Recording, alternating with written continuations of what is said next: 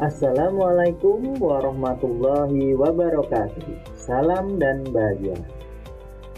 Kali ini saya Fajar Kurnia Aji dari SD Negeri Surakarsan 2 Yogyakarta, PGP Angkatan 11 akan menyampaikan demonstrasi kontekstual modul 1.3 visi guru penggerak.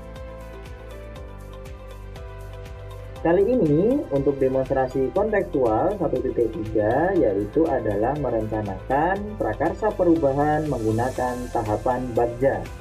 Apa itu tahapan Bagja?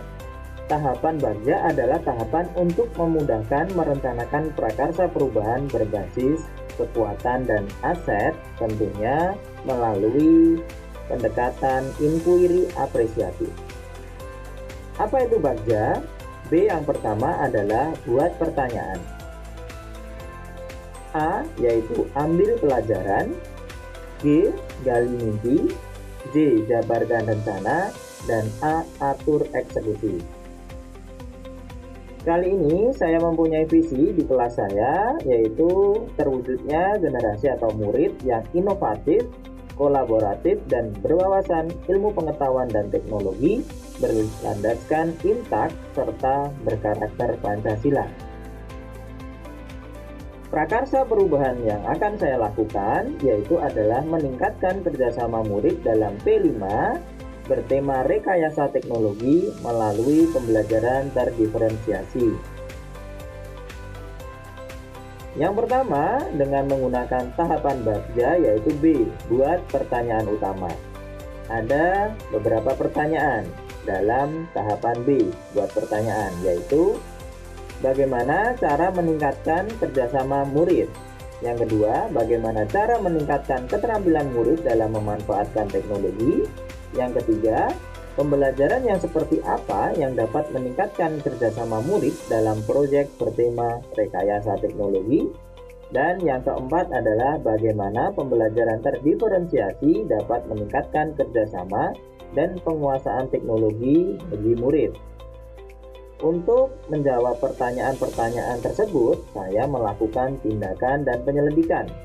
Tindakan dan penyelidikan yang saya lakukan yaitu adalah yang pertama membaca literatur dan bacaan mengenai pembelajaran terdiferensiasi melalui artikel jurnal yang terindeks Scopus. Yang kedua adalah membuat literatur dan bacaan atau membaca literatur dan bacaan mengenai cara untuk meningkatkan kerjasama dan penguasaan teknologi untuk murid sekolah dasar. Tentu juga melalui artikel, jurnal, buku, tentunya yang terindeks Scopus atau GNSMP. Yang ketiga adalah bertanya kepada kepala sekolah dan rekan sejawat mengenai apa sih pembelajaran terdiferensiasi itu. Yang keempat yaitu saya melakukan koordinasi dengan kepala sekolah dan rekan sejawat bahwa kelas saya nantinya akan menggunakan pembelajaran terdiferensiasi. Tahapan yang berikutnya, yang kedua adalah A. Ambil pelajaran. Di ambil pelajaran juga ada pertanyaan-pertanyaan yang muncul, yaitu yang pertama, sekolah mana yang telah berhasil meningkatkan kerjasama dan penguasaan teknologi bagi murid melalui pembelajaran terdiferensiasi. Yang kedua, siapa rekan sejawat di sekolah yang telah melaksanakan pembelajaran terdiferensiasi. Yang ketiga, kelompok yang seperti apa yang membuat murid saya nanti lebih nyaman dan dapat mengembangkan keterampilan teknologinya serta kerjasama. Yang keempat adalah pemahaman seperti apa yang sudah saya miliki mengenai pembelajaran terdiferensiasi. Tentu ada tindakan dan penyelidikan yang akan saya lakukan.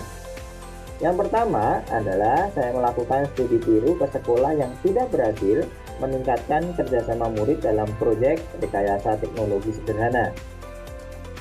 Yang kedua, saya mewawancarai rekan sejawat saya yang telah melaksanakan pembelajaran terdiferensiasi. Yang ketiga, saya mencatat hal-hal mengenai praktik baik dari rekan sejawat yang telah melaksanakan pembelajaran terdiferensiasi tersebut. Yang keempat adalah membuat angket untuk menemukan minat dan bakat yang sama di antara murid-murid di kelas saya. Yang kelima adalah saya membaca literatur dan bacaan mengenai pembelajaran terdiferensiasi. Tahapan berikutnya adalah G, gali mimpi. Pada tahapan gali mimpi ini juga timbul pertanyaan-pertanyaan untuk menggali mimpi saya. Yaitu yang pertama, pembelajaran terdiferensiasi seperti apa nantinya yang akan saya laksanakan di kelas saya. Yang kedua, bagaimana perasaan murid saya ketika saya nanti menggunakan pembelajaran terdiferensiasi di kelas. Yang ketiga, apa dampak yang saya rasakan terhadap sikap kerjasama murid saya di dalam kelas. Yang keempat, apa kebiasaan baru yang muncul tentunya berkaitan dengan kerjasama dan penguasaan teknologi yang terjadi pada murid saya ketika pembelajaran terdiferensiasi terlaksana dengan baik. Tentu, untuk menjawab pertanyaan tersebut, saya melakukan tindakan dan penyelidikan. Tindakan yang saya lakukan, yang pertama adalah melaksanakan proses pembelajaran dengan pembelajaran terdiferensiasi, tentu yang sudah saya siapkan sebelumnya. Yang kedua adalah merefleksikan pembelajaran terdiferensiasi yang telah dilaksanakan bersama dengan murid. Yang ketiga adalah mencermati dan mengamati kebiasaan baru yang muncul yang berhubungan dengan kerjasama murid dan keterampilan murid dalam memanfaatkan teknologi. Tahapan berikutnya yaitu J, jabarkan rencana, desain. Muncul juga pertanyaan-pertanyaan pada bentuk menjabarkan rencana. Yang pertama adalah apa langkah-langkah dalam menyiapkan pembelajaran terdiferensiasi. Yang kedua, pada tema apa pembelajaran terdiferensiasi dilakukan.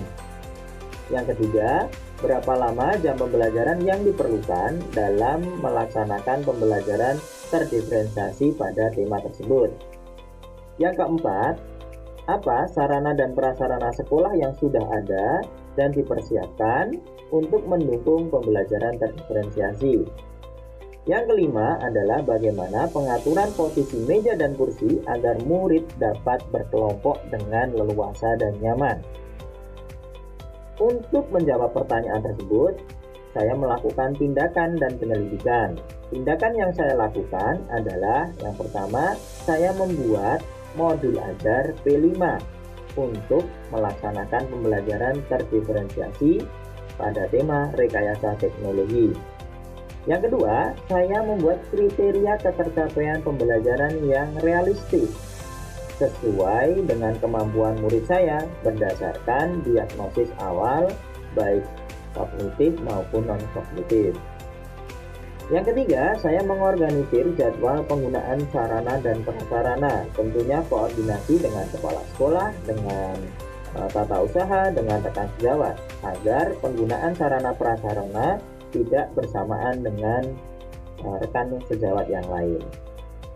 Yang keempat adalah saya mengatur posisi meja dan kursi sehingga dapat mendukung keleluasaan murid saya dalam melakukan diskusi dan kerjasama kelompok. Tahapan yang terakhir adalah A, atur eksekusi, deliver. Di sini juga muncul pertanyaan untuk mengatur atau mengeksekusi. Yang pertama, siapa yang dapat memantau dan mengarahkan saya dalam melaksanakan pembelajaran terdiferensiasi? Yang kedua, siapa saja yang akan saya libatkan dalam proses pembelajaran terdiferensiasi ini? Yang ketiga, siapa yang bertanggung jawab dan memonitor pelaksanaan kerjasama dan diskusi kelompok baik di sekolah maupun di rumah? Yang keempat adalah siapa yang dapat diajak berdiskusi apabila saya nanti di tengah jalan terdapat kendala saat melaksanakan pembelajaran terdiferensiasi. Dan yang kelima adalah kapan karya P5 rekayasa teknologi ini dapat dipamerkan. Tentu untuk menjawab pertanyaan-pertanyaan tersebut, saya perlu melakukan tindakan dan penyelidikan. Tindakan atau penyelidikan yang saya lakukan adalah berkoordinasi dengan kepala sekolah, rekan sejawat, dan orang tua siswa. Yang kedua adalah saya menyusun tim kecil yang terdiri dari kepala sekolah, saya sendiri sebagai guru kelas, rekan sejawat, beberapa murid, dan orang tua murid. Yang ketiga, saya membuat buku penghubung khusus orang tua untuk pelaksanaan kerjasama di rumah. Yang keempat, yaitu saya bergabung dengan komunitas guru yang mempunyai kegelisahan yang sama dalam pembelajaran berdiferensiasi. Seperti itu yang dapat saya sampaikan dalam saya membuat prakarsa, merencanakan prakarsa perubahan dengan tahapan Bagja, tentunya berbasis inquiry apresiatif atau berbasis kekuatan dan aset. Terima kasih. Ada kurangnya saya mohon maaf. Salam dan bahagia. Assalamualaikum warahmatullahi wabarakatuh.